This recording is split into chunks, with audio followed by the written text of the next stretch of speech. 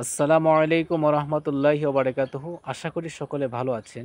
আমি আপনাদেরকে একটা গাছ দেখাচ্ছি এবং ফল দেখাচ্ছি, একটু মনোযোগ দিয়ে দেখবেন। সম্মানিত ভিউয়ার্স, এই যে দেখুন, আমি আপনাদেরকে দেখাচ্ছি এই গাছটা হলো 3 ফলের গাছ। আসলে এই গাছটা সম্পর্কে অনেকেরই আইডিয়া নেই, বিশেষ করে গ্রামের লোকদের এই গাছ সম্পর্কে এবং এই গাছের ফল সম্পর্কে আইডিয়া খুবই কম, যে কারণে এটার মূল্যটা তারা বুঝে না।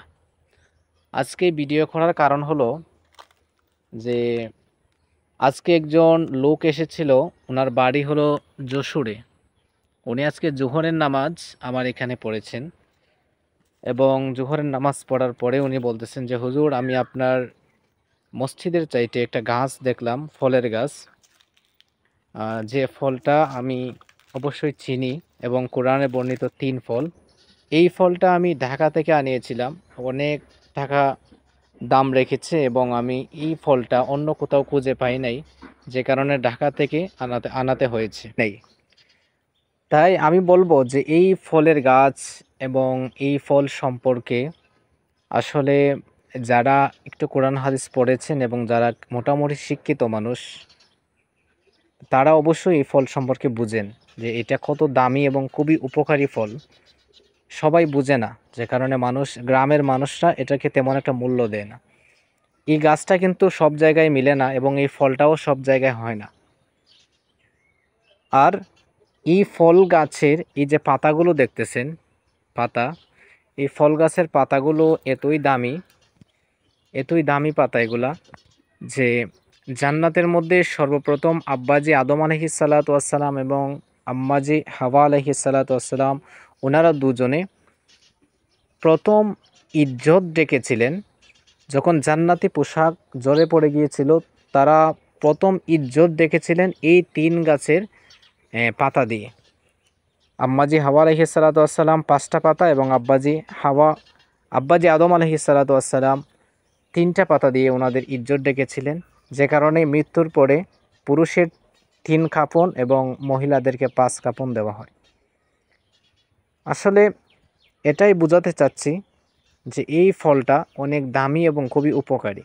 তারপরে দেখেন, আমি এইখানে একটা পেঁপের চারা, 2টা পেঁপের চারা, এই যে এখানে আরেকটা, এই 2টা পেঁপের চারা আমি মসজিদের পাশে লাগিয়েছি। ওই যে আমার মসজিদ দেখা যাচ্ছে, মসজিদের বাউন্ডারির পাশে লাগিয়েছি। আশা করি হবে। খুবই ছোট লাগিয়েছিলাম, গাছটা আস্তে আস্তে বাড়তেছে 2টা পেঁপের চারাই। যার থেকে কিনেছি সে বলছে 3 মাসের মধ্যে ফল দিবে। তো আমি 3 মাস 5 মাস এটা বিষয় না, আসল কথা হলো যে গাছটা যদি সুন্দর করে বড় হয় এবং ফল দেয় তাহলেই হলো, আলহামদুলিল্লাহ। এবং কিছু মরিচের চারা লাগাইছিলাম, মরিচ গাছগুলো দুঃখজনক বিষয় হলো ছাগলে খেয়ে ফেলেছে, যে কারণে হয় নাই তেমন একটা।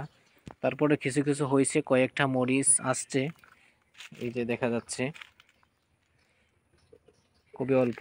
সবগুলা গাছ ছাগলে খেয়ে ফেলেছিল, আমার অসতর্কতার কারণে এরকমটা হয়েছে। আশা করি আর হবে না। তাহলে আশা করি আমি আপনাদেরকে কিছুটা বোঝাতে পেরেছি এবং সকলে দোয়া করবেন আমার জন্য। আল্লাহ পাক যেন আমাকে এই গাছগুলোকে সঠিকভাবে লালন পালন করার, খেদমত করার তৌফিক দেন এবং এই গাছগুলা সবগুলাই আমি যেগুলা মসজিদের পাশে লাগাই, ওগুলা আমি আল্লাহর ওয়াস্তে লিল্লাহ মসজিদের জন্য ওয়াকফ করে দিই। কারণ ওটা আমার না, আমি আমার বলে দাবি করি না, এটা মসজিদের জন্য আমি ওয়াকফ করে দিই।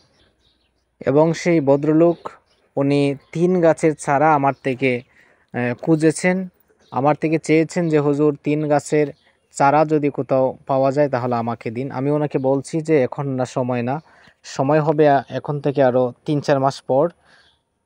তখন চারা আমি ইনশাআল্লাহ সংগ্রহ করব, তখন আমি আপনাকে দেব। এবং আরও অনেকে আমার কাছে 3 ফলের চারা চেয়েছেন, আমি আশা করব এবং আমি চেষ্টা করব সবাইকে দেওয়ার। আল্লাহ পাক যেন আমাকে সেই তৌফিক দেন।